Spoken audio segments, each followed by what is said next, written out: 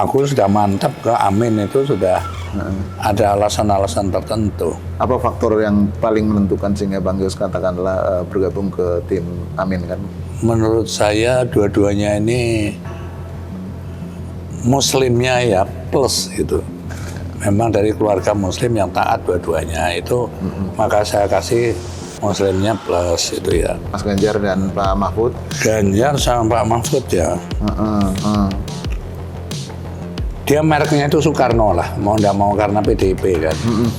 Itu juga kan membawa karena pro Soekarno itu masih banyak.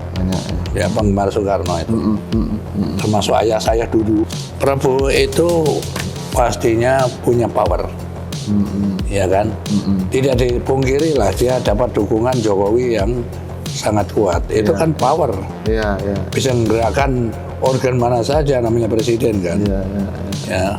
Dia punya logistik yang mungkin paling, apa ya unlimited lah katakan gitu kan. Banyak warga ibu kota atau warga Bekasi yang belum tahu bahwa mantan Gubernur DKI Jakarta 2 periode Sutioso memiliki museum Bang Yos di Jatikarya Jati Sampurna Bekasi. Sebagai prajurit TNI yang sudah mengemban banyak tugas, Sutioso mengabadikan berbagai pengalamannya dan pencapaiannya dalam berbagai bentuk dokumentasi di museum ini. Di museum yang unik ini juga, Sutioso akan memaparkan pandangan politiknya atas pemilu presiden 2024 bersama manajer wartakotalive.com Suprapto. Halo Sobat Warta Kota, jumpa lagi dalam program wawancara khusus. Kali ini saya, Suprapto Sastroatmojo, akan mewawancarai Gubernur DKI Jakarta 2 periode, yang juga pernah menjabat sebagai Kepala BIN, dan kemudian juga pernah menjabat Wakil Komandan Jenderal Kopassus, dan sejumlah jabatan lainnya. Nanti kita akan obrol-ngobrol. Beliau 25 tahun, 30 tahun menjadi pimpinan di militer, 25 tahun di pasukan tempur, kemudian 10 tahun menjadi pimpinan di pemerintahan daerah di DKI Jakarta, kemudian juga memimpin partai politik, ketua umum PKPI, dan kemudian juga pernah menjadi kepala BIN. Tentu sudah banyak makan asam garamnya di dunia ini. Assalamualaikum Bang Yos. Waalaikumsalam bro. Sehat Bang Yos, ini saya agak kangen karena sekitar 23-20 tahun lalu saya banyak dengan Bang Yos ya ketika Gubernur DKI. Iya, dari 97, sebelum 97 lah, bahkan waktu baru pensiun dari Pangdam. Saya pernah ikut ke ini peresmian perumahannya Pak Ciputra di daerah Cibubur. Oh gitu. Bang Yos sudah bicara tentang saya kalau jadi gubernur akan bikin Jakarta hijau royo-royo. Iya. Burung berkicau di mana-mana. Ya, itu karena kegemaran saya dari kecil. Saya juga anak desa. Jadi sudah biasa dengan alam seperti itu aku. Sampai sekarang itu saya pertahankan. Nah, saya ingat betul itu. Saya bilang, wah boleh juga ini kan langsung. Oke Bang Yos, ini sebelum kita ngobrolin tentang dunia politik, saya ingin tahu juga Bang Yos ini kan sekarang sudah tidak menduduki jabatan publik ya. Orang biasanya menghubungkan dengan biasanya ngomong cucu segala macam. Nah ini gimana nih Bang Yos mengisi asik ya jadi pengangguran gitu kan. Jadi menikmati ternyata itu keliru untuk saya. Oh gitu. Jadi gini bro ya, kamu udah cerita tadi kan. Saya ngabdi di negara ini, termasuk dihitung di partai politik tadi ya, jumlahnya 48 tahun. 48 tahun. Nah, jadi sudah biasa berpikir, biasa bekerja. Nah, saya coba ya, apa bener sih ngomong orang-orang itu kalau sudah pensiun enak terus main-main sama cucu, happy-happy gitu, jalan-jalan. Ternyata enggak tuh. Aku suatu saat ya pernah diajak keluarga ya, ke Hong Kong jalan-jalannya. Mereka malah marah-marah sama aku. Kenapa Mas? Aku tidur terus di hotel. Nah saya pikir bro ya, kapan lagi aku tidur nyenyak seperti ini kan? Lagian mau nonton apa aku udah lihat semua kan gitu kan. Jadi intinya menurut saya itu ingin terus berpikir. berkarya gitu. Iya. Sepanjang saya masih sanggup. Itu adalah hiburan saya justru. Oh, justru merasa terhibur, merasa menikmati kebahagiaan kalau terus bisa menikmati terus saya berpikir kalau saya suruh istirahat, orang istirahat saya goncang kaki, duduk di kursi goyang, malah jadi bingung, malah nggak happy saya. Oh, oke. Saya ingin selalu menghadapi tantangan, itu aja. Sama itu mungkin pengalaman dulu di pasukan tempur ikut masih Ya itu berpengaruh kan kepada karena sudah akhirnya masuk ke balung sungsum kita itu udah kadung masuk situ lah. Itu nggak bisa dipungkiri itu. Tapi meluangkan waktu untuk anak dan cucu lah, sekarang cucu tentu kan anak juga. Oh iya, jadi gini itu. ternyata ya saya harus akui bahwa pada saat punya cucu itu ya, itu bagiannya luar biasa, kayak punya anak lagi gitu. Iya. Tetapi ternyata itu juga nggak langgeng.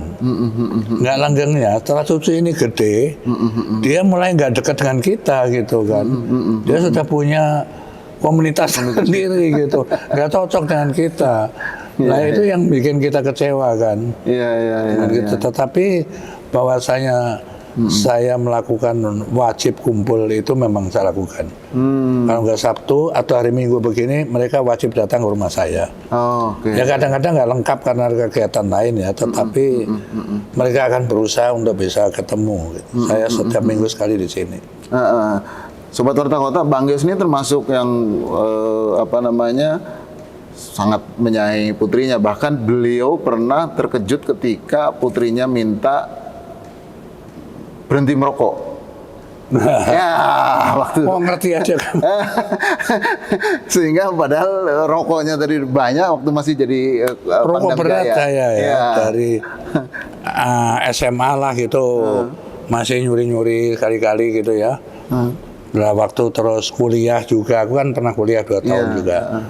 Tetapi tambah kenceng pada saat taruna kan, karena dapat uang saku, gitu kan. Jadi, apalagi setelah jadi perwira kan, dapat gaji bisa beli rokok sendiri, gitu. Nah itu ngerokok berat sampai pangkat saya itu kolonel ya, kolonel dan naik ke pangkat brigjen gitu. Jadi supaya kamu tahu Bro ya, saya pangkat itu dari letnan sampai kolonel itu lancar. Di batas minimal yang diizinkan. Terus naik pas. 4 tahun. Tapi saat kolonel terhenti 9 tahun. Oh. Mengapa itu gitu? Menunggu bintang turun. Nah ya karena jabatan di atasnya nggak ada yang kosong. Kalau organisasi militer itu Bro kayak piramida gitu kan. Jadi orang kalau mau naik pangkat harus duduki jabatan lebih tinggi. Nah dari kolonel mau brigjen ini nggak ada yang pensiun, nggak ada yang mati. Dari mereka dioper ke mereka lagi. Ya sudah terhenti lah kita. 9 tahun tuh paling lama ya. Nah, terus saya dari brigjen cerita singkatnya gini. Nah anak saya nomor 1 itu Yesi namanya, itu anak aneh itu kan, anak yang ngertinya itu ya di kamar, terus kalau keluar itu kalau mau makan masuk kamar lagi belajar lagi, itu dari SD sampai dia lulus UI itu rankingnya selalu 1, 2, 3 dia, dan tidak mau pesta-pesta itu nggak mau dia, termasuk ulang tahunnya, gitu kan. Nah persis aku naik brigjen pas ulang tahun dia, gitu kan. Jadi saya tantanglah dia gitu. Oke, yes, sekarang ya kamu pesta, ya ajak teman-teman datang ke rumah papa, gitu, ke rumahmu ini, sekalian merayakan kenaikan pangkat papa, gitu. Oh nggak usah papa, nggak usah. Udah kalau gitu biar nggak repot ke restoran aja, gitu. Jadi kita nggak repot, nggak mau juga gitu. Nah, saking yakinnya karena dia itu nggak pernah aneh-aneh anaknya, saya tanya sama dia, oke yes, kamu minta apa? Sekarang gitu aja lah. Minta dia dari papa apa? Apa ya? Gitu. Kalau Yesi minta mau nggak ya, dikasih nggak ya? Pasti saya kasih. Nggak mungkin dia minta mobil, nggak mungkin sama sekali, aku yakin. Bener ya, bener, salaman dulu, salaman. Ini ada istri, ada mertua saya ini salaman nih. Minta hadiah apa? Hadiah untuk Yesi ulang tahun, mulai besok ulang tahun Yesi, papa berhenti merokok. Oh iya, iya, kaget luar biasa kan, kita nggak ngira kalau itu hadiahnya kan. Wah, itu sesuatu yang luar biasa beratnya karena saya sudah 2 kali gagal sebelum itu. Pertama 3 tahun aku udah berhenti atas kesadaran, merokok lagi. Yang kedua amat singkat 6 tahun, karena begitu aku berhenti merokok, saya sekolah di Australia, pas musim dingin orang pada gini, aku ikut-ikutan kan, putus lagi. Ini yang ketiga ini. Berarti aku sudah nggak ngerokok tahun 95, Brigjen sampai sekarang. Dan itu kemudian timbul yang batuk-batuk itu gimana Bang Yos? Berhenti merokok? Iya, saya kira itu efek lah. Itu. Efek ya. Tetapi saya sudah periksa paru-paru saya aja, semuanya oke lah. Oke ya. Iya. Nah, itu sobat Warta Kota, bagaimana anak meminta, kemudian Bang Yos bisa memenuhi sampai sekarang. Pernah nggak sekarang cucu yang kemudian menyampaikan permintaan-permintaan yang di luar dugaan seperti Yesi tadi? Enggak, kalau cucu saya sekarang ini kan yang satu memang sudah gede ya, udah kuliah ya. Tapi yang 2 ini kan baru 10 tahun. Permintaan-permintaan nggak ada yang aneh lah. Nggak ada yang aneh. Iya. Gitu. Nah, Bang Yos ini bagaimana Bang Yos Aku yang minta, gitu kan, minta. Nah, kamu kalau sudah besar, kamu masih sayang nggak sama eyangnya? Gitu, masih mau deket nggak? Masih, promise ya? Iya. Karena pengalaman yang gede tadi, setelah itu kan kita kayak ditinggalkan aja gitu kan. Ya. Nah, ini bagaimana Bang Yos untuk tetap menjaga kondisi fisik yang tetap? Okay. Jadi gini ya, yang pertama saya itu rutin olahraga. Ya. Olahraga saya ada 2 macam, jalan kaki sama yang paling sering berenang. 2 hari sekali saya pasti berenang. Nah, selingan itu adalah jalan. Jalan juga ngitari kebun itulah gitu. Sambil meriksa tanaman, meriksa binatang gitu. Gitu. Nah, kalau makanan itu tolong ya penonton ya jangan ditiru ya. Saya makan apa saja gitu. Sampai sekarang saya makan kambing, saya makan jerohan. Jerohan itu ternyata ati, ya rempelo, ya usus saya makan. Terus nggak ada yang saya pantang makan. Ya. Sampai sekarang? Sampai sekarang, cuman ada begini ya. Iya. Saya harus ngomong jujur juga bahwa saya dalam perawatan seorang dokter ya. Dokter itu namanya Dokter Widya. Oke. Nah, kecuali kalau pas sakit tentu ada dokter lain ya. Persis tiba-tiba kita sakit perut itu, tiba-tiba ada apa gitu. Tetapi yang rutin. Nah, Dokter Widya ini bukan dokter ngobatin orang sakit, jangan salah. Bro. Dia adalah maintenance kesehatan kita. Gitu. Jadi setiap 6 bulan saya periksa darah saya. Ya, di situ dia baca secara teliti. Gula darah saya, tensi saya, asam urat itu. Nah, ini dinetralisir dan dikasih suplemen. Ingat, dia nggak pernah ngasih obat, dia ngasih suplemen. Suplemen ya. Yang dulu pabrik karena udah tua, udah tutup, dia hidupkan lagi gitu supaya berproduksi lagi. Kira-kira kayak gitu. Iya. Jadi lebih maintenance ya, bukan mengobati ya. Iya, mengobati. Jadi olahraga saya kecuali tadi saya jalan kaki, saya juga suka angkat berat dikit lah. Tarik-tarik ini, angkat beban gitu supaya kaki saya juga terus saya latih gitu supaya tetap kuat berdirinya. Gitu. Kalau istirahat sehari itu misalkan ada jadwal, misalnya harus tidur malam mulai jam berapa? Saya nyenyak tidur. Saya nyenyak tidur. Jadi karena saya olahraga saya selalu bikin lelah. Gitu. Kalau saya berenang itu sampai lelah betul saya. Jadi malamnya itu pulas tidurnya. Jadi deep sleep ya, jadi tambah sehat ya. Tapi ada jadwal rutin nggak? Misalnya jam 10 malam harus sudah mulai tidur? Iya, jam 10 aku sudah selesai. Kalau siang? Jam 10, 11 saya amat sukar tidur siang, itu amat sukar. Ya. Kadang-kadang bisa kalau kecapean sekali bisa, tetapi jarang lah. Nah, minuman mungkin selain suplemen yang dari dokter. Kalau kamu jangan tanya lagi kan aku minum apa saja. Es aku enggak. Es enggak ya. Ya. Jadi jus, udah tahu kopi, udah pasti sering kopi itu tiap hari aku. Iya. Nggak bisa aku nggak minum kopi. Oh, nggak ada. Kalau jamu ada khusus nggak jamu? Nggak pernah jamu. Karena aku sudah memikirkan suplemen itu tadi. Iya. Dan sejauh ini ada nggak ya sesuatu yang dirasakan Bang Yos di usia sekarang Bang Yos ini? Apa ya? Nggak, aku pernah memang kemarin kena serangan perut itu Iya, kan ya. Itu baru ke dokter. Ternyata memang ada infeksi di usus lah gitu. Dan udah selesai, udah diobatin. Sudah selesai, sudah diobatin ya. Nah, Sobat Warta Kota, sebelum kita ngobrolin tentang aktivitas beliau di dunia politik dan pengalaman beliau memimpin Jakarta dengan 5 gubernur loh. Mungkin satu-satunya 5 presiden, satu-satunya gubernur yang pernah melayani 5 presiden, mulai dari era Orde Baru, masa transisi sampai masa reformasi. Nanti kita obrolin setelah berikut ini. Kembali lagi dalam program wawancara khusus. Bang Yos, kita tahu bahwa KPU telah menetapkan 3 pasangan presiden dan wakil presiden, yaitu Pak Anies Baswedan dengan Mohaimin Iskandar, kemudian Pak Prabowo dengan Mas Gibran, dan kemudian Mas Ganjar dengan Pak Mahfud.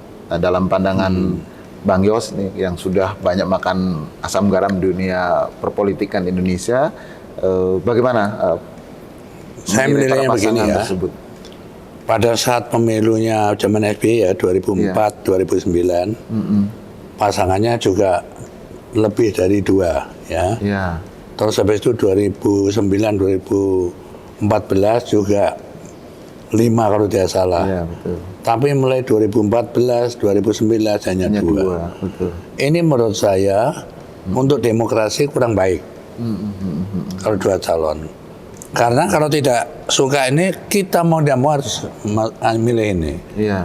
Padahal kita nggak suka ini sama nggak suka ini, akhirnya kita jadi golput. Nah, itu nggak baik. Tapi kalau ada 3 atau lebih, masyarakat boleh memilih mana yang terbaik dari semua calon yang pertama. Nah, tentu saja 3 calon ini di mata saya pro ya. Ya tentu secara objektif ada lebih ada kurangnya masing-masing lah. Itu udah pasti ya. Kalau saya pilih katakan ya kelebihannya nomor 1 dulu ya. Iya. Amin. Amin ini menurut saya dua-duanya ini Muslimnya ya plus gitu. Muslimnya plus. Yang saya maksud plus itu begini. Ya. Dia Muslim yang harus saya akui jujur aja pasti lebih dari saya lah. Ya. Dia bisa jadi imam masjid, dia bisa jadi khotib gitu. Dua-duanya lah gitu ya. Memang dari keluarga Muslim yang taat dua-duanya itu, maka saya kasih Muslimnya plus itu ya. Nah. Lalu dua-duanya ini menurut saya antara Caimin dengan Anies ini bisa saling mengisi. Bisa saling mengisi ya. Khusus untuk Anies coba kita hubungin ya. Dia itu mempunyai hubungan internasional yang sangat baik ya. Ke Eropa dengan ke Arab juga kan. Kemampuan diplomasi internasionalnya ini sangat baik menurut saya ya. Dia punya pengalaman jabatan. Jabatannya ke Menteri Kebudayaan dan Pendidikan dan Gubernur DKI Jakarta 5 tahun gitu ya. Lalu pendidikan di dalam di luar negeri ya. Dan dia tercatat sebagai rektor termuda yang pernah kita miliki. Itu sudah pasti lah lebihannya ya. Dia berorganisasi dari kecil. Sampai dia akhirnya jadi ketua Senat UGM gitu. Nah, ini ya gitu ya. Nah, kepribadiannya yang saya lihat itu yang menonjol. Dia mampu mengendalikan emosi dengan baik. Dihina, ditekan itu masih bisa melakukan jawaban yang rasional. Ya rasional dan terkendali lah, terkendali ya. Nah, Caimin sendiri kan dia ketua partai politik yang cukup besar lah PKB itu kan. Dia juga ketua santri ya. Dia ini dekat dengan para ulama, kiai dan para santri juga. Juga kedekatan dengan NU, organisasi terbesar. Pengalaman jabatannya menteri, tenaga kerja dulu kan. Pernah jadi anggota sampai wakil ketua DPR RI. Ya. Nah, kalau saya bilang kelemahannya ya dari pasangan ini, ya saya rasa logistiknya sangat terbatas lah. Itu aja. Dibandingkan dua yang tadi. Oke, itu nomor satu. Yang nomor dua? Nomor dua siapa sekarang? Pak Prabowo dan Mas Prabowo Gibran. dan Gibran. Ya nanti tak lihat juga catatan gue nih. Prabowo itu pastinya punya power. Ya kan? Tidak dipungkiri lah dia dapat dukungan Jokowi yang sangat kuat. Itu kan power. Iya, iya. Bisa menggerakkan organ mana saja namanya presiden kan. Ya. Dia punya logistik yang mungkin Paling unlimited lah katakan gitu kan. Dia memang sudah kaya, ya. Terus banyak bergabung di situ juga, belum dukungan dari banyak pihak kan. Ya. Dia juga pendidikan luar negeri juga baik. Setahu saya nih, dia itu SD-nya itu lulusan Hong Kong. Terus dia pindah ke mana? Ke Malaysia. Ya. SMP-nya itu. Lalu dia SMA-nya di London sampai lulus. Gitu. Jadi anak orang kaya, anak pejabat, ekonom, masuk akabri itu barang aneh sebenarnya. Dan waktu masuk akabri itu bahasa Indonesia ya juga masih celat-celat ya kan gitu kan. Artinya saya ingin mengatakan Prabowo itu menguasai bahasa asing Banyak ya. Dan yang positif saya lihat di mata saya ya, Prabowo itu tahu nggak hobinya dia? Baca ya. gitu kan. Aku pergi berapa kali sama dia. Aku kan di pesawat lagi first class kan. Waduh, duduknya kapan lagi tidurnya ya? Tadi pasti dia lagi gini baca. Nanti di hotel saya lihat dia lagi baca. Itu memang kelebihan dia. Gitu. Nah kelemahannya, saya tidak mau bilang, gitu kan. Biar dicari sendirilah. Tetapi tadi, meski sama-sama aktif di pasukan komando ya? Ya, aku tahu banyak dia lah kan, aku sama-sama di komando. Waktu di Kostrad bareng, aku ditarik lagi ke komando, aku disuruh ke Amerika, aku ngajak dia, lalu aku ditarik lagi ke Kopassus ketiga kalinya, saya ambil lagi ke Kopassus. Jadi hubungan kita sudah kayak kakak adik gitu. Itu masanya gitu ya. Gibran, Mas Gibran? Ya sama. Mas Gibran kelebihannya kan muda aja gitu. Kelemahannya apa nggak usah katakan, biar orang lain aja yang katakan sendiri. Prabowo juga begitu, aku nggak mau mengatakan lah, nanti aku dibully orang kan. Gitu. Kalau kelemahannya yang Caimin ya, justru aku berani mengatakan dia memang nggak punya duit lah, katakan gitu. Logistik terbatas. Mas Gibran tapi pengalaman di pemerintahan dianggap sudah cukup. Katakan 2,5 tahun ya, kalau salah ini di wali kota. Aku 10 tahun aja nggak belum cukup. Tingkat provinsi, apalagi cuma tingkat daerah, ya kita jujur aja lah, masa 2 tahun cukup. Ya nggak cukup lah. Oke, kemudian pasangan berikutnya Pak Mas Ganjar dan Pak Mahfud. Ganjar sama Pak Mahfud ya. Itu yang pertama, dia mereknya itu Soekarno lah, mau nggak mau karena PDIP kan. Itu juga kan membawa karena pro Soekarno itu masih banyak. Ya penggemar Soekarno itu. Termasuk ayah saya dulu masih PNI. Muda dulu kan PNI dia kan. Logistiknya saya anggap juga cukup. Medianya sangat kuat. Ya, pasti dari Haritanu kan nanti ke situ kan, gitu kan. Dia partai pemenang pemilu PKPI. Ya. TKN-nya juga berpengalaman karena sudah 3 kali ini kan. Termasuk Prabowo juga sudah mau ke-4 kalinya, tentu udah pengalaman TKN-nya. Itu. Nah, kalau Ganjar ini di mata saya ya, Dia mau tidak mau memang pandai pencitraan lah. Gitu dia. Dan lagu itu kan masih banyak disukai orang. Oke. Gitu kan. Beda-sebedaan, nanti belusuan pasar, belusuan kan gitu kan, dia senangnya kan gitu. Iya. Dan yang jelas itu Ganjar itu di mata saya itu apa ya, Jawani. Jawani ya. Kamu tahu nggak Jawani? Iya. Dari pakaiannya. Aku dari ini orang gayanya. Semarang, orang Jawa. Iya. Senengannya pakai jeans, pakai sepatu yang trendy. Nah kalau dia itu pakai blangkon, pakai itu Jawani Baju lurik. Nah itu mungkin Beskap. mungkin suka kan orang Jawa kayak gitu kan, Jawani. Dia punya pengalaman jabatan anggota DPR RI, juga gubernur 2 periode. 2 periode di Jawa Tengah, gitu kan ya. Pak Mahfud sendiri juga punya kedekatan dengan para ulama dan santri. Iya. Dia juga pengalaman jabatan sebagai Menhan dulu dan juga Menko Polhukam. Itu lebih. Nah kelemahannya aku nggak mau bilang, gitu kan. Coba dipikir sendiri saja.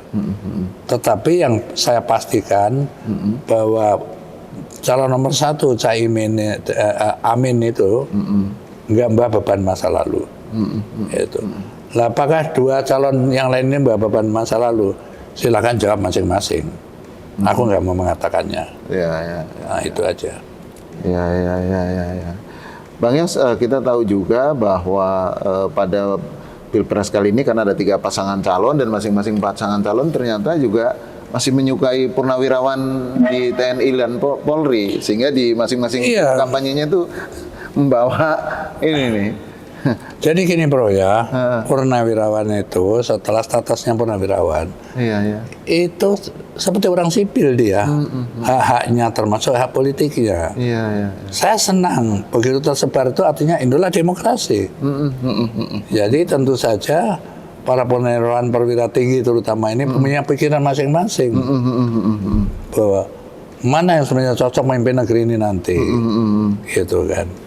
Satu sama lain berbeda politik bagi kita nggak masalah, tapi hubungan pribadi antara kita dengan satu sama lain itu selalu terjaga. Jangan satu angkatan lain angkatan aja kita kayak kakak adik. Gitu. Jadi nggak akan khawatirkan siapapun menang pasti nanti purnawirawan itu akan kumpul kembali Ya.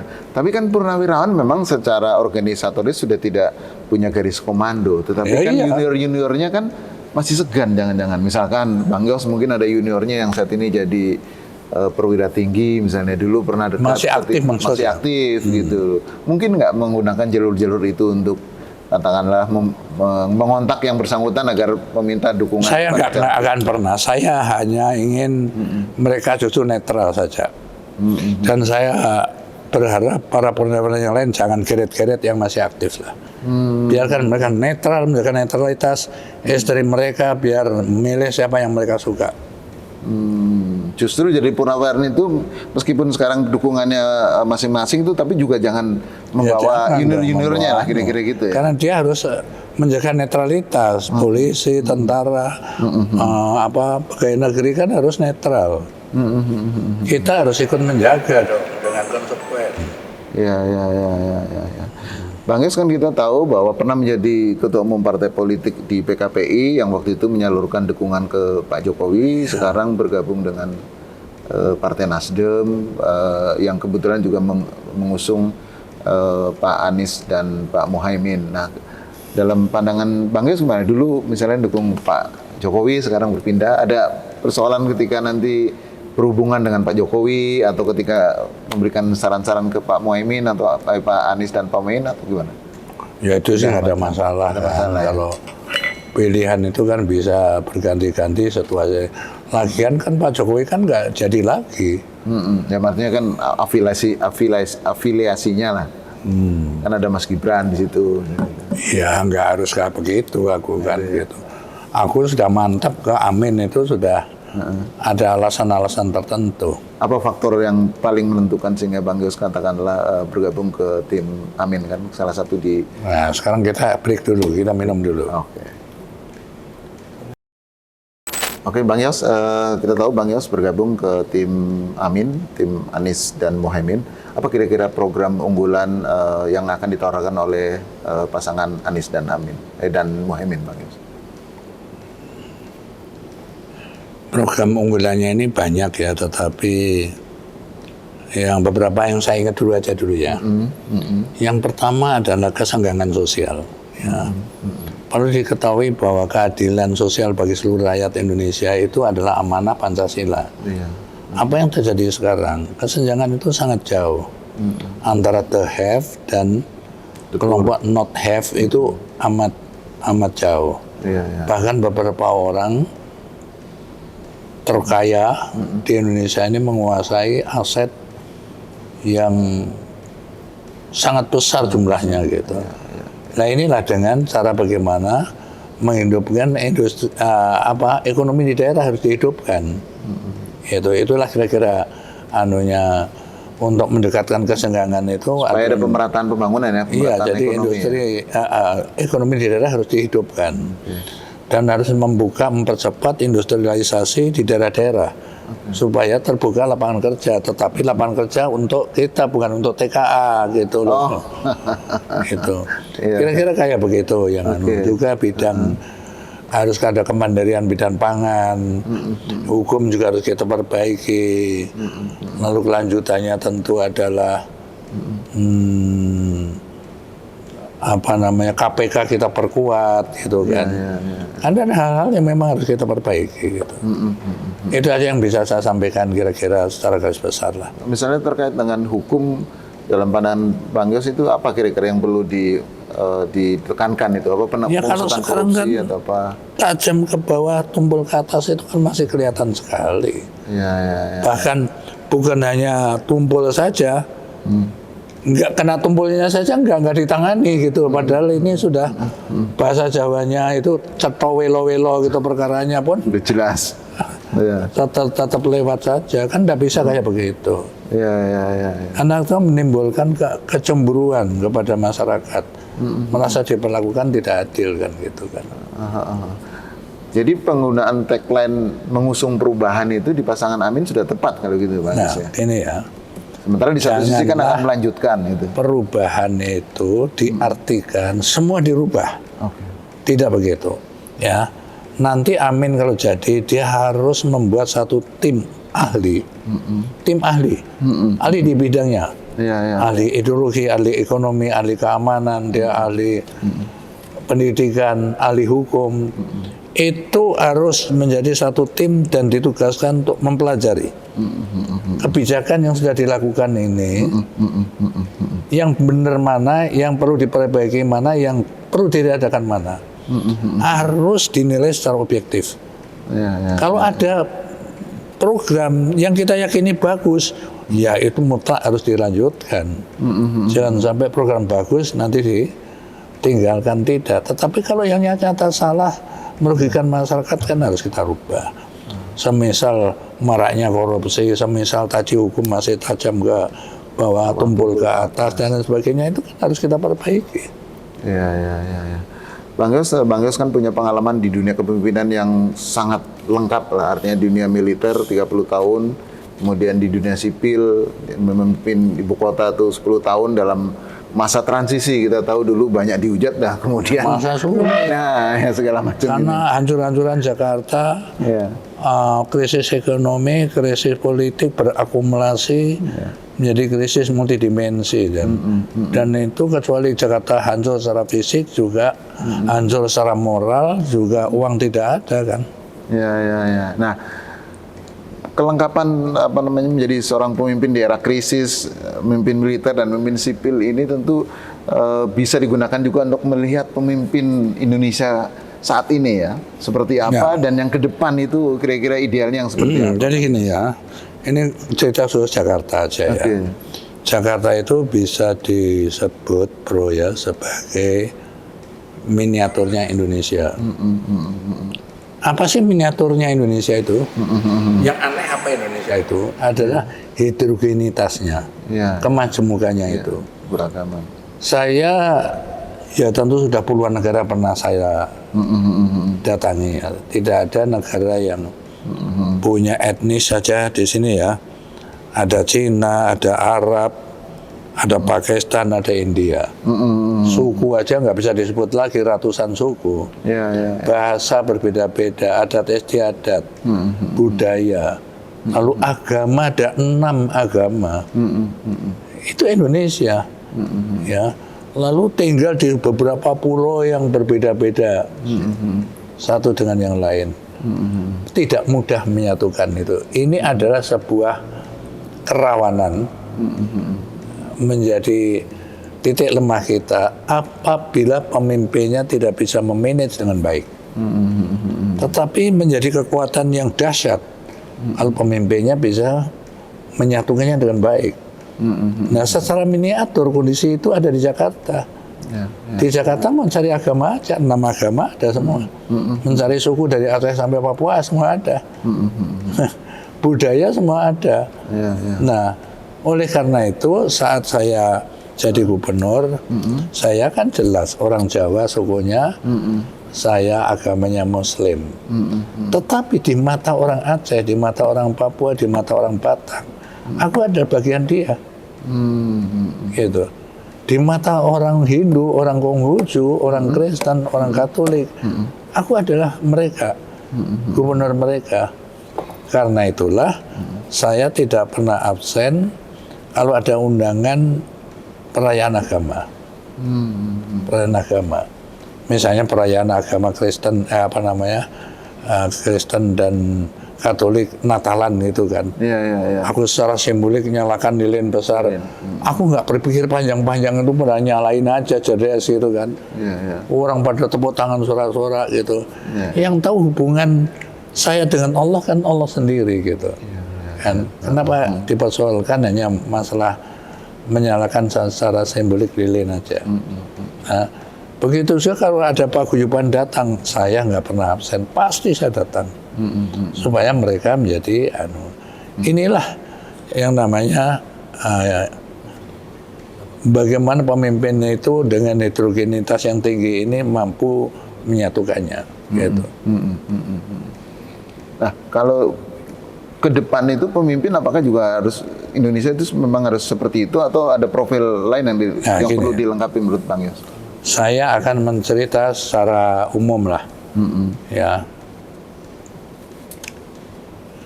Pemimpin itu kan mulai dari kepala daerah, katakan mulai wali kota, bupati, gubernur, sampai presiden kan gitu. Saya ingin cerita pro ya, tentang azas kepemimpinan ABRI, TNI. Dan azas kepemimpinan itu telah dikaji ya secara ilmiah dan diperhitungkan dari semua aspek. Artinya apa? Artinya azas kepemimpinan ABRI itu bisa diterapkan oleh orang-orang sipil juga untuk semuanya orang gitu kan. Apa? Azas yang pertama adalah takwa. Takwa itu orang namanya pemimpin kan harus menyembah Allah Subhanahu wa Ta'ala sesuai dengan agama masing-masing. Ya kan, satu itu. Semuanya ada 11 nih. Mudah-mudahan aku ingat ya. Yang satu takwa. Takwa satu. Yang kedua ingar sosong tulodo. Memberikan contoh. Ini bahasa Sanskerta. Engarso kalau di depan sung tulodo kita sebagai teladan. Dalam pertempuran, ayo serbu, jangan takut. Kita di depan, kita dedet gitu. Jadi prajurit nggak ada yang takut dalam pertempuran. Di dalam pimpinan sipil saya juga, ayo selesaikan ini masalah. Banjir masa nggak bisa sih, ayo kita tangani. Gitulah. Itu sungarso sung tulodo, engarso sung tulodo. Masuk contoh dalam membangun demokrasi juga ya mestinya ya. Iya. Jadi kita harus melakukan juga sama mereka, membangun keberanian dan kebersamaan mereka. Ya. Terus nomor berapa tuh? Nomor 3. Ing matyo mangun karso. Bahasa Sanskerta lagi. Ing matyo itu kalau di tengah mangun karso. Udah dapat masalah kita ngariung. Ayo gimana gitu. Ayo kita atasi dengan cara begini. Kita jelaskan sebenarnya. Ayo semangat. Ini bukan kita nggak bisa masih bisa kita lawan dia kalau dalam pertempuran. Masih kita selesaikan masalah itu. Ayo, gitu. Maka kalau di dalam voli itu ada orang time out, gitu kan? Karena disemesin mati terus kan, time out ya. Ayo terus gini, gitu. Nah, itu udah gambaran lah. Yang Matteo Mangarso itu. Ayo, kita bisa kalahkan dia. Gitu. Nomor berapa tadi? Nomor 3, nomor 4. Nomor 4 itu, nah kalau di belakang, Tutpuri Handayani. Apa artinya Tutpuri Handayani? Kalau kita di belakang, ayo maju, maju. Kamu lewat sektor kiri, kamu lewat sektor kanan, ayo. Gitu. Gitu. Jadi Tutpuri Handayani itu artinya dia harus memberikan semangat juga kepada anak buahnya ini. Gitu. Ya, kalau di belakang, bukan di belakang tuh kita belakang begini, ayo kalian maju, aku di belakang, bukan kayak begitu, gitu kan. Nah, yang keberapa sekarang? Kelima itu namanya Waspada Purbawaseso. Waspada, Lu orang mana? Orang Jawa juga. Ya, harusnya ngerti ya. Iya. Nah, masuk apa tadi? Waspada Purbawaseso. Waspada Purbawaseso itu waspada. Kita harus waspada terus. Ini ada apa? Jangan tiba-tiba kita kena serangan mendadak diserang negara lain kita nggak tahu. Ya, kita harus pandai mengantisipasi.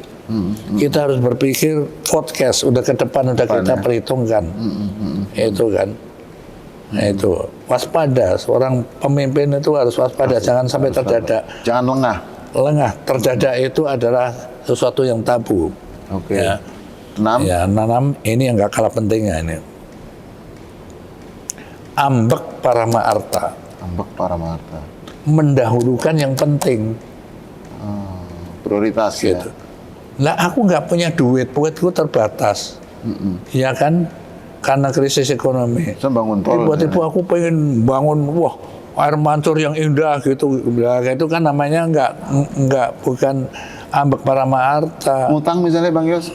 Nah, ya utangnya banyak, jangan bangun yang aneh-aneh lah kan gitu kan. Itu kan kamu yang menilai gitu kan, gitu kan. Jadi maksud saya cerita itu, mari kita nilai semua pimpinan di tingkat mungkin Pak Lurah, Pak Camat, Pak Wali Kota, Bupati, Gubernur sampai Presiden, mari kita nilai apakah melaksanakan itu. Ambek Parama Arta, mendahulukan yang penting. Ini sudah perlu prioritas apa belum ya jangan dulu kan gitu kan. Mudah mengerti ya kalau Ambek Parama Arta ini ya. Nomor 7 adalah Prasojo. Prasojo itu sederhana. Sederhana dalam sikap, dalam perkataan, gitu. Kita kalau ngomong sama rakyat, bukan you ngerti? Itu very easy, you know that? Gitu. Sama rakyat misalnya kan, apa ya, itu sahaja kan enggak. Pripun panjenengan sehat? Ngertos nggih, sampean nggih. Masalah ini kados ngeten, misalnya kan gitu kan. Nanti kalau pakai bahasa orang ya berusaha lah kumaha bapak damang sadayana misalnya kan gitu kan. Itu pemimpin harus saya prasojo itu dengan ucapan juga dengan perbuatan. Jangan misalnya kamu prasojo, wah pakaiannya nggak pernah yang mahal, sepatunya cat harga murahan, tapi kamu kemudian sunatan besar-besaran kan gitu. Ya itu kan namanya kan nggak sesuai. Apa yang diucapkan dengan perbuatan harus seiring, beda ya? Itu namanya kan gitu kan. Nomor berapa? 8 itu Satya itu setia. Ya, setia itu kepada teman juga kepada anak buah. Gitu. Kepada anak buah itu rakyat. Loyal ya. Loyal lalu setia gitu kan. Rakyatnya kepingin begini kan masa aku tiba-tiba ke sana. Gitu, kecuali yang diinginkan itu salah. Gitu, dan harus bisa menjelaskan. Kan gitu kan. Itu setia. Kepada negara ini apalagi harus benar-benar kesetiaan kepada negara ini harus benar-benar dia tunjukkan. 9 setelah Satya Tadi Satya ya, Geminastiti. Geminastiti. Apa itu Geminastiti? Ayo. Ternyata kamu orang Jawa, aku pinter gue ya. Ini memang bangsa Sakerta. Geminastiti itu adalah itu adalah Hemat. irit. Oh, irit, hemat. Irit. Ya. Jangan punya duit obral-obralan kayak gitu kan. Gitu. Harus skala prioritas digabungkan tadi. Ambek para harta tadi, duit banyak, tapi masyarakat masih banyak yang miskin, yang ke sini dong larinya, gitu. Geminastiti itu harus irit lah, jangan boros, jangan hidup boros yang nggak perlu. Oke. Itu 10. Nah ini 10 ini Bloko Suto itu sebenarnya jujur juga itu. Jangan ngomong gini, anunya lain. Maaf ya, kata yang populer sekarang dipakai oleh para podcast itu, ngasih sen kiri beloknya ke kanan. Ya pasti ditabrak gitu kan, kecelakaan. Kalau kecelakaan dia yang salah, kasih sen kiri belok kanan. Tapi yang belakang ini yang lanjut karena orang ngira belok kiri kan jadi orang yang salah, jadi celaka. Katanya itu ada strategi ini, Bang Yos, gaya kepemimpinan supaya orang terkecoh. Nggak bisa kan. Politisi. Kalau yang ditipu orang lain boleh, tahu tipu rakyat sendiri kan yang benar dong. Yang benar saja. Yang terakhir 11. Yang legola ini yang paling penting ini. Minum dulu.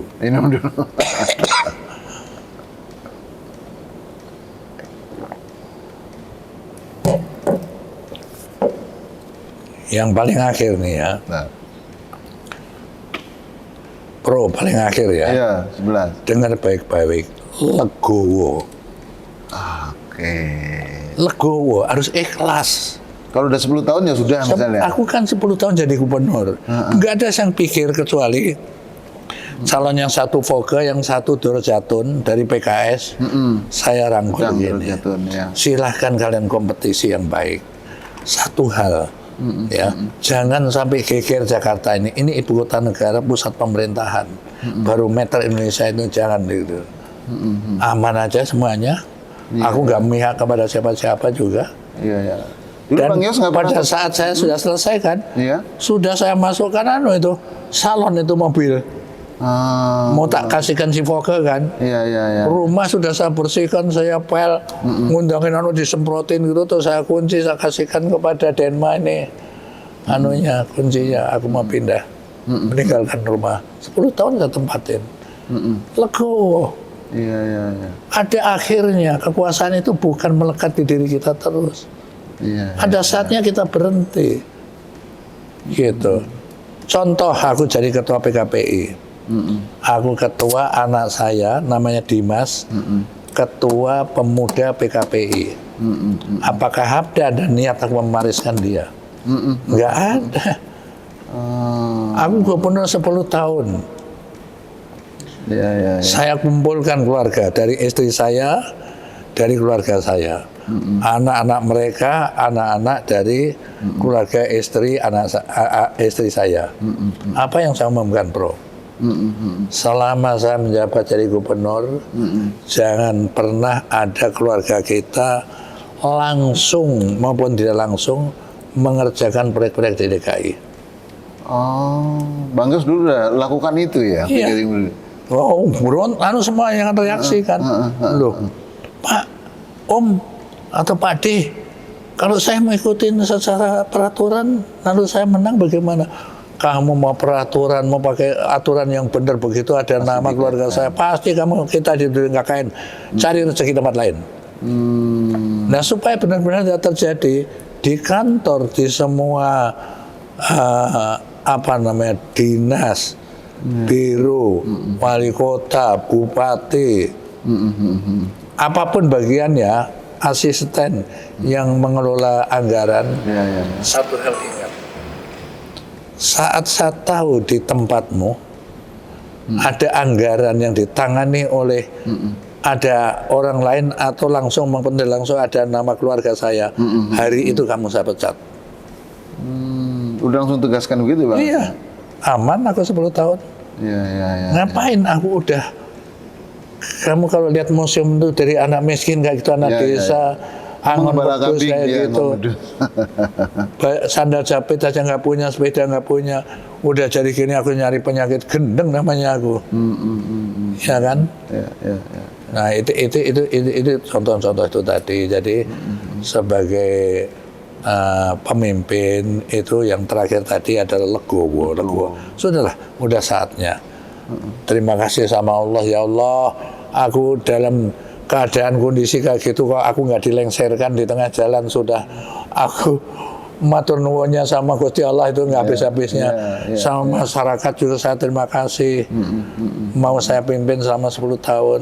Tantangannya dulu lebih berat ya sebenarnya dibandingkan ya, karena Saya itu ngalami Orde Baru itu 7 bulan. 7 bulan ya. Itu super power. 97 ya. Nama gubernur itu sudah itu apa ya? Ludahnya itu api. Iya, iya, iya. Ngomong udah terjadi. DPRD itu tukang sampel saja. Iya, iya, iya, iya. Begitu reformasi terbalik. Iya, iya, iya. Mereka yang lidah api, saya yang dikuyok-kuyok Iya, habis-habisan. LPG setiap tahun bisa Tiap tahun diancam. suruh laporan. Iya, iya. Laporan belum saya bikin sudah kaur-kaur. Nanti laporan gubernur akan kita tolak. Bikin aja belum. Seperti itu. iya. Jadi berubah, nggak mudah. Anggaran juga anjlok. Hancur. 1,7 T tahun pertama. Iya, Rupiah kita 15-16 ribu. Iya, iya, iya. Lalu pegawai saya dari 100 ribu menjadi 136 ribu. Karena ada penutupan 36 ribu dari mana? Limpahan kanwil dari sesuai undang-undang otonomi daerah yang baru. Iya, iya. Jadi terjadilah padat karya. Padat orangnya, karyanya kagak. Gitu. Gajinya harus dari situ juga. Iya, Aku bisa bangun apa kota hancur-hancuran. Tetapi selalu Tuhan memberikan jalan, kan gitu kan. Aku fokus. Aku pakai otak. Kita juga cari pemimpin jangan merasa tahu dan pinter, ngerti semua. Tak kumpulin ahli, kita ajak bicara, ada diskusi. Bang, kembalikan rasa aman dan tertib supaya ekonomi bergulir kembali, karena kita nggak punya resources Jakarta ini. Kita hanya punya pajak. Pajak bisa datang kalau ekonomi bergulir, itu saya lakukan. Iya, iya, iya. 5 tahun pertama saya sudah dari 1,7 sudah 9,6 triliun. Iya, kaki lima yang dulu Rupiah ditertibkan kita- kemudian difasilitasi tenda biru itu Iya. ya. Rupiah kita Jualan. 10.000. Ya, ya.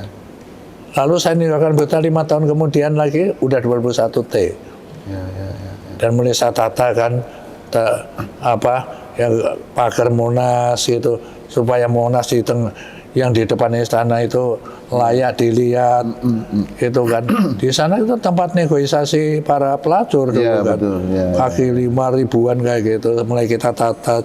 Ya tantangannya banyak, tetapi pemimpin tuh kalau sudah yakin menyelesaikan masalah, jangan pernah takut, jangan pernah Bongkar mundur. Kramat Tunggak, bangun Busway, kayak Jakarta, apa aku di busway. demo tiap hari. Iya, Kramat Tunggak zaman Ali Sadikin bukan salah, bener dilokalisir di sana tempat Cin buang anak. Iya, iya, iya, iya. Tapi setelah 35 tahun Sutioso gubernur, tempat Cin bikin anak kan, Iya, iya. kan gitu kan. Udah dikepung kampung, jadi saya harus selesaikan itu. Bagaimana cara menyelesaikan cara manusiawi? Ada kegeran nggak? Kan nggak pernah ada. Semua orang nangis terharu, bukan nangis histeris. Iya, iya, iya. Karena kita Pulangkan, 1 ada tahun pulangkan, saya menyelesaikan, iya. saya cari jalan keluarnya bagaimana mereka. Gitu intinya. Bang Yus, tapi tadi ngomong soal legowo, kalau misalkan ada yang berpikir, wah ini pembangunan harus dilanjutkan, dan sepertinya mungkin orang yang dekat pemimpin itu yang dianggap bisa melanjutkan, atau memang seperti itu? Nah, dilanjutkan kan siapapun yang memimpin. Kalau barang baik nggak dilanjutkan, ini digebukin orang banyak dong kan gitu. Rakyat yang marah nanti Aku ya? pun ikut marah kalau misalnya nanti amin barang bagus yang sudah dirintis yang dahulu nggak diteruskan. Aku yang orang pertama kan marah. Tapi sebaliknya kalau nggak benar harus berani dia untuk merubahnya, meluruskannya. Iya, iya, iya, iya. Tahun 2027 ketika mengakhiri masa jabatan gubernur kan Bang Yos cukup namanya di Jakarta kan ibaratnya kalau mau ada pemilihan gubernur langsung kan waktu itu mulai pemilihan yang pertama kali pemilihan langsung kan Bang Yos bisa kepilih lagi. Bang Yos waktu itu nggak kepikiran harus mencalonkan mendukung siapa, mungkin Yesi atau Reni Putri atau keluarga atau apa gitu. Enggak, aku enggak kayak gitu aku. Aku kasih tahu anak-anak saya baca dia orang ini kemana sih bakatnya. Termasuk menantu-menantu saya kemana bakatnya, itu yang saya dorong. Gitu.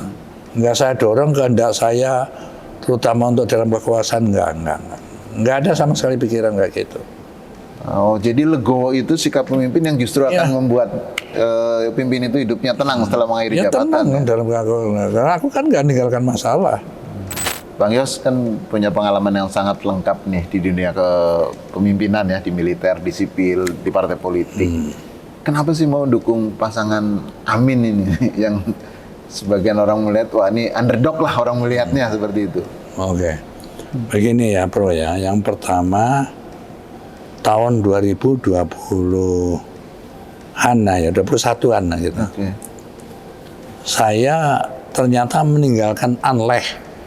Politik saya itu nggak bisa, gitu ya. Nah kebetulan saya ketemu Pak Siswono.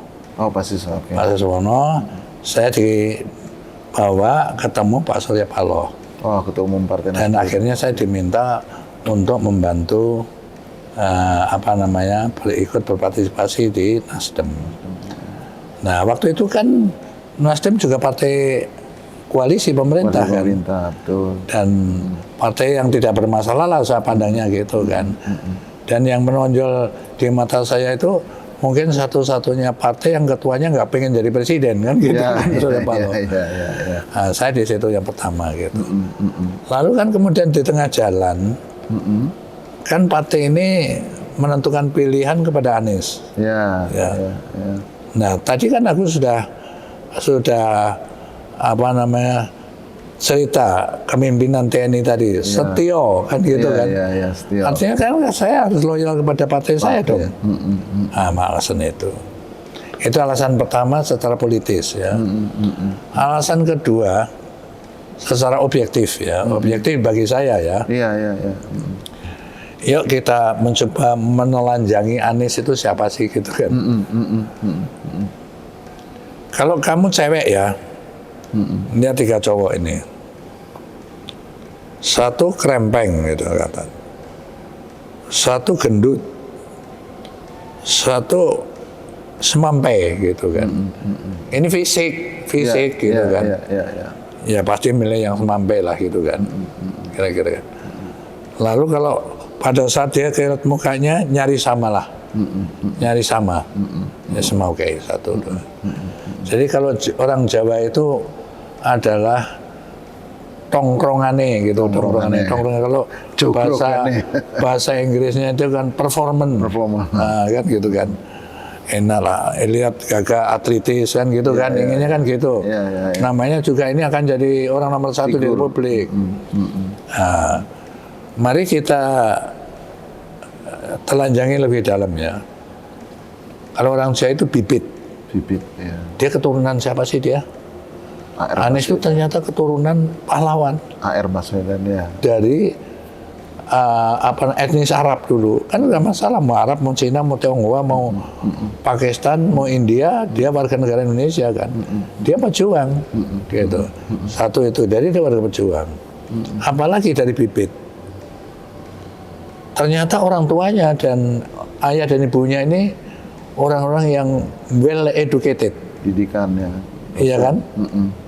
Dan dia sendiri bagaimana? Dia sendiri jelas sekolah di dalam di luar negeri, ya. Dan pengalaman apa lagi? Pengalaman berorganisasi saya lihat. Dia organisasi dari kecil sudah jadi wakil ketua OSIS. Ya. Setelah dia mahasiswa jadi jabatan paling bergengsi namanya Ketua Senat. Ketua Senat ya. Dewan Mahasiswa. Universitas terkemuka Gajah Mada. Iya. Nah, kan gitu kan. Terus habis itu dia sekolah di dalam di luar negeri. Iya. Dan sangat fasih bahasa Inggrisnya. Iya kan? Ini penting. Iya. Gitu. Kalau dia tampil di luar negeri nanti kita presiden kita itu menguasai benar dia orang berbicara apa, menguasai. Ini penting menurut saya lah. Era global lagi Menurut saya ya. Dan dia menguasai diplomasi internasionalnya oke. Gitu. Ya. Kalau dipandang dari sisi apa lagi? Pengalaman. Tadi pengalaman organisasi dari kecil ya, pengalaman jabatan. Dia pernah menjadi menteri Pendidikan dan Kebudayaan. Pernah menjadi gubernur 5 tahun. Ya kan? Pak Jokowi dari 2 tahun jadi presiden, masa 5 tahun ini nggak bisa. Logikanya. Gitu. Jangan tanya lo, Bang Yos 10 tahun lo nggak bisa. Nasib saya beda kan gitu kan. Ya, 5 tahun ya. 5 tahun. Nah, terus tadi kamu ngomong apa soal politik identitas yang seringkali Pak Anies kan dikaitkan dengan ini. Selalu dikaitkan identitas. Itu jawabannya dengan sederhana saja. Selama 5 tahun jadi gubernur, pernah nggak dia misalnya melakukan katakan memperlakukan agama dengan cara diskriminasi misalnya. Pernah nggak ada perselisihan atau yang nuansanya sara? Perselisihan antar umat beragama Suku, misalnya agama, ras, antar golongan. Saya kira nggak pernah terjadi. Dia juga dekat pastor, dekat dengan orang-orang Konghucu juga dekat semuanya. Identitas. Itu adalah senjata lawan untuk selalu mengground dia. Nah, sekarang begini. Pemilihan lurah ya. Pro, kamu saingan sama saya, lurah. Terus di sebuah kawasan, di situ ada daerah pelacuran tuh, Suaranya itu 1.000 orang gitu. Gitu. Dalam pemilihan lurah ini, ya, waktu mencalonkan dia milih pro. Oh, di daerah pelacuran itu. Ya. Kamu terima apa enggak? Ya, diterima lah. Ya diterima dong, masa enggak? Apakah kamu setelah jadi Pak Lurah atau Pak Camat terus kamu jadi pelacur? Kan enggak juga, atau jangan pelacur. Juga enggak kayak begitu. Ini namanya suara kan. Ya.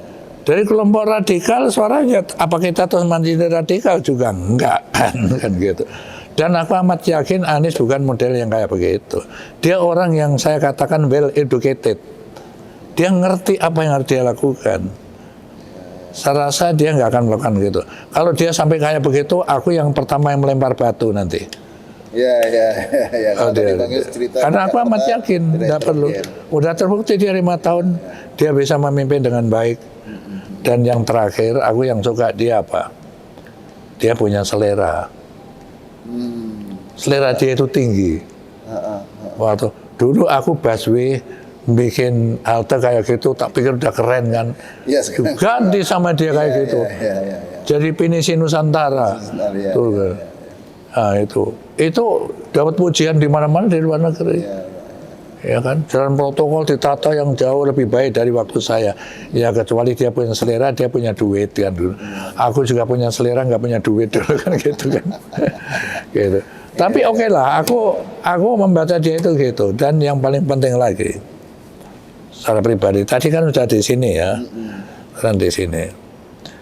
Dia itu orang yang mampu mengendalikan emosi dengan baik.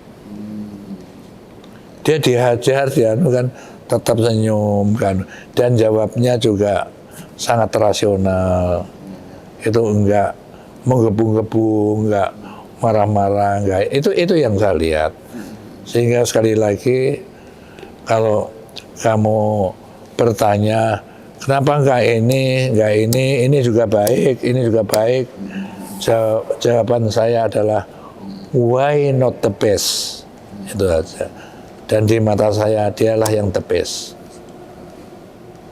Bang Yos, nah ngobrolin tentang dengan Bang Yos ini kurang lengkap kalau nggak ngobrolin tentang perjuangan Bang Yos di Indonesia, khususnya di Timor Leste. Nah, saya pengen tanya nih Bang Yos, nih gambar yang di belakang ini, patung yang di belakang ini, tentara pakai blue jean ini. Nah, ini. Jadi dulu pernah ada operasi yang namanya clandestine. Saya mau buka sekarang karena di dalam intelijen itu 25 tahun operasi itu boleh dibuka intelijen. Bukan rahasia lagi. Iya, itu udah dunia lah itu. CIA juga buka operasi di Timur Tengah, di Afghanistan dibuka setelah 25 tahun. Ya kan? Lah ini tahun 75. Jadi berapa tahun itu? Udah 27 tahun yang lalu. Udah boleh dibuka berarti. Ya boleh kan. Nah, gimana ceritanya? Jadi dulu sebenarnya secara de facto ya sudah kocar-kacir lah yang melawan Fretilin, yang ingin bergabung dengan Indonesia atau yang ingin merdeka itu sudah pada kabur ke Indonesia gitu.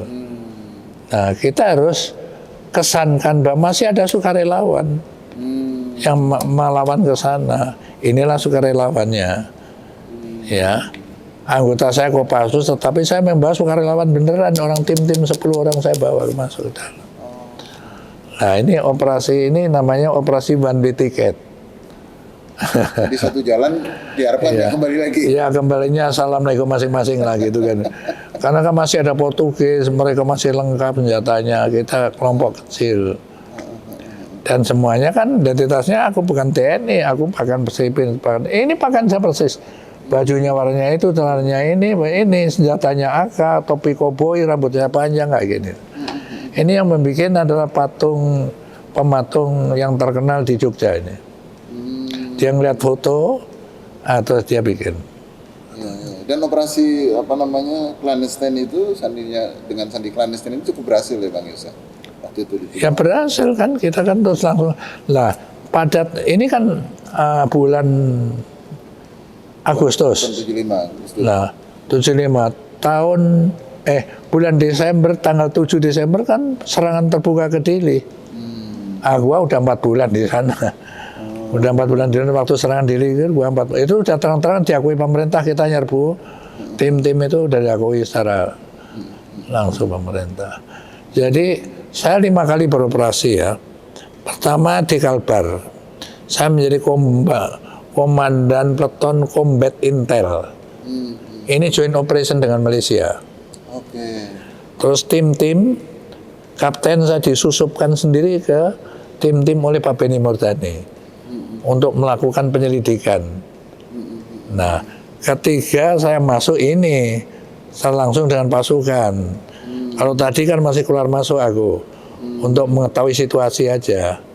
Nah, ini masuk sekarang. Habis dari sana terus saya sekolah intelijen strategis, sudah selesai. Laporan Pak, saya sudah selesai Pak. Waduh Yos, aku mau ngomong gak enak nih sama kamu. Ada apa Pak? Kamu harus berangkat lagi ke tim-tim. Siap, berangkat lagi. Tapi saya guys staf intelijen di Kodankam. Nah, konon katanya aku suruh berhenti lah. Istirahat sudah 4 kali. Tahu-tahu ada Aceh. Gerakan Aceh Merdeka Pimpinan Santero. Akhirnya aku juga yang dikirim. Udah 5 kali aku udah kenyang lah. Operasi intelijen juga. Intelijen semua intelijen. Langsung masuk. Iya. Saya selalu beroperasi karena saya di pasukan Sandi Yuda. Jadi di Kopassus itu ada satuan para komando yang kayak infanteri biasa tetapi di organize lebih kecil dan mempunyai kemampuan yang lebih besar gitu. Nah di atasnya ini pasukan kecil namanya Sandi Yuda. Isinya hanya bintara sama perwira aja. Dan kita jarang sekali pakaian dinas pakai baret merah, yang paling sering pakaian begini. Paling berkesan ketika operasi di Timur dulu apa Pak? Inilah. Ini paling berkesan. Ceritanya amat panjang. Bapak Blur, aku hampir nggak bisa masuk Indonesia lagi. Dicegat di mana-mana, logistik kita udah kurang. Habis logistik kita. Aku makan seadanya aja selama di dalam itu. Oke, Sobat Warta Kota, demikian program wawancara khusus kali ini dengan Bang Yos atau Bapak Letnan Jenderal Purnawirawan Dr. Honoris Causa Sutioso. Sudah banyak yang diungkapkan pengalaman kepemimpinan beliau baik di militer, di sipil, di partai politik dan saat ini yang bergabung di Partai Nasdem dan juga aktivitas beliau termasuk di Timor Leste. Mudah-mudahan wawancara khusus ini bermanfaat. Sampai jumpa dalam program wawancara khusus berikutnya. Selamat jumpa. Salam warahmatullahi wabarakatuh. Jangan lupa subscribe ya.